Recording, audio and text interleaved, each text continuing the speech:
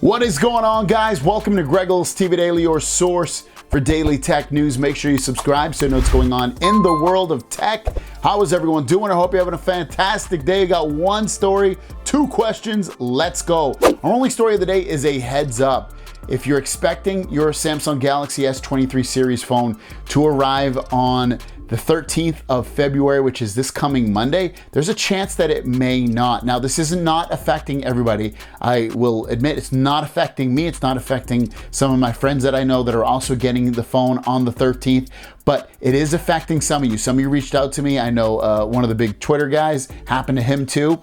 Their delivery dates went from the 13th or 14th of February, and it says is now being held by FedEx for delivery until the 15th. So some people, and this might change for everybody, it hasn't changed for me right now, like I said, but it's looking like some people, if not everyone that have ordered it from Samsung, are getting their deliveries delayed until February 15th. Again, some so far. And when I say some, I'm meaning not the majority. So I don't know why some of them, it says like, I don't have a screenshot. I was waiting to get a screenshot from somebody, but I didn't get it in time. But a few people have reached out to me. 15th is being held for it. The only thing I can think of is why it's being held is maybe it's some kind of contractual thing they have with themselves, Samsung, and saying that like, oh, the phone's not released yet, we're gonna wait a few days. And I know there's people in America that have ordered through their carriers that have received their phone. Internationally, I know people have received the phone even last week. And so it's like, come on, what are you holding the damn phone for? It's really crazy. So be forewarned.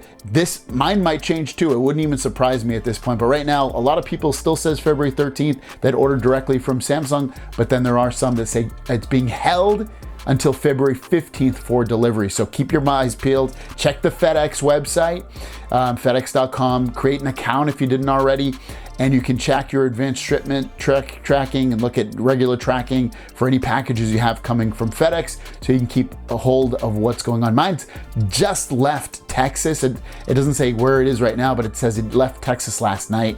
So I'll let you guys know what goes on with mine. Your question of the day is, do you get locked up? Do you love tracking your new tech that's coming in? Or are you kind of like, I'll wait when I get it, I don't really care? I'm curious how you guys are about that. Sometimes I'm really curious about, tracking it to its, last second, but generally I'm not so much anymore. Let me know your thoughts about that. Without further ado, let's jump in our Q&A. All right, first question from Terry. I'm so glad I found you. Thank you, Terry. I'm so glad I found you too. They put my screen protector on before I touched my S23. I stored 4 fingerprints, but the phone rarely recognizes any of them. How can I delete and re-record them? 2 things you can do if you're having an issue with this. So the first thing you want to do is increase screen sensitivity.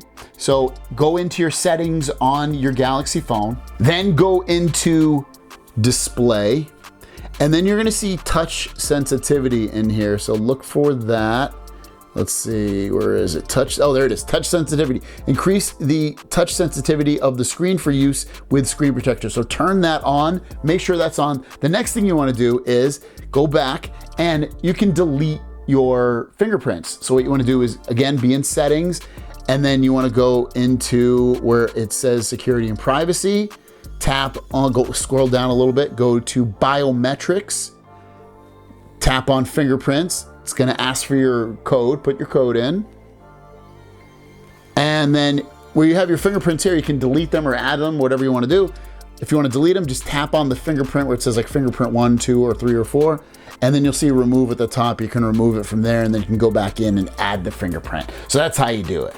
And our last question from Sean saying, asking me would I rather buy a 2 to 3 year old flagship or a current mid-range? Well, I want to know if you would choose the Note 9 or A53 upper mid-range or A14 current series phone. I probably wouldn't buy a Note 9. That's a little too old. I would probably look more at like an S21 Ultra in that range. You can get a real, and it is a little bit old. You're going to get supported for a few more years potentially, but ultimately I would go that route rather than going with one of these lower end phones. If you ultimately are choosing between a Note 9 and these other phones, I'd probably choose the newer phones just because the support is still there. Thanks for watching, guys. If you have a question, leave it in the comments down below with the hashtag question, and we'll see you down the road. Peace.